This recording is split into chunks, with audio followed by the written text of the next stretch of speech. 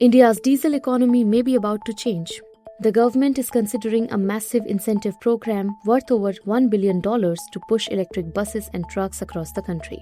And this is not just another EV scheme.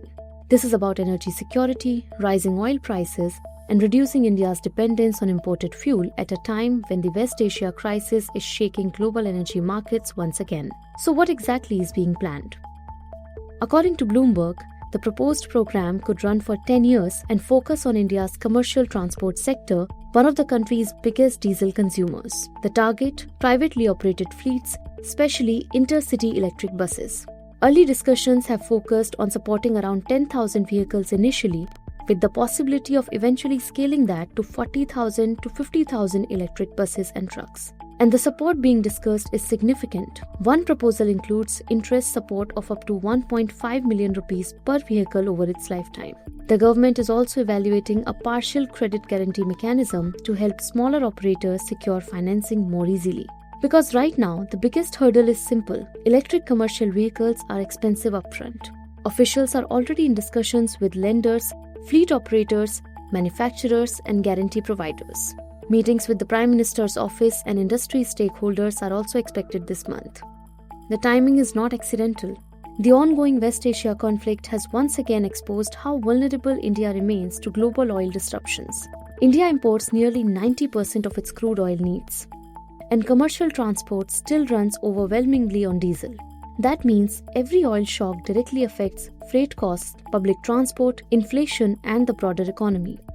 The government now wants to reduce that dependence by electrifying the vehicles that consume the most fuel. But fuel imports are only part of the story. India's cities are also struggling with worsening air pollution. According to studies cited by the International Council on Clean Transportation, vehicle emissions contribute up to 40% of fine particulate pollution annually in cities like New Delhi. Electric buses and trucks could help reduce both diesel consumption and urban emissions at scale. Electric bus adoption has grown over the last 5 years, but mostly through state-run transport companies, and that's the problem. The government controls only around 5% of India's more than 2 million buses. The remaining fleet is largely private, which means India cannot meaningfully electrify transport without bringing private operators into the transition. That is exactly what this program is trying to do. Industry players are also pushing for charging parks, cheaper electricity, toll waivers, and tax benefits, all aimed at lowering operating costs further. India has already launched schemes like FAME, PM eDrive, and PLI Auto to accelerate EV adoption. Under PM eDrive alone, 500 crore rupees have been allocated for electric trucks and 4,391 crore for more than 14,000 electric buses. But this proposed program could become India's biggest commercial EV push yet.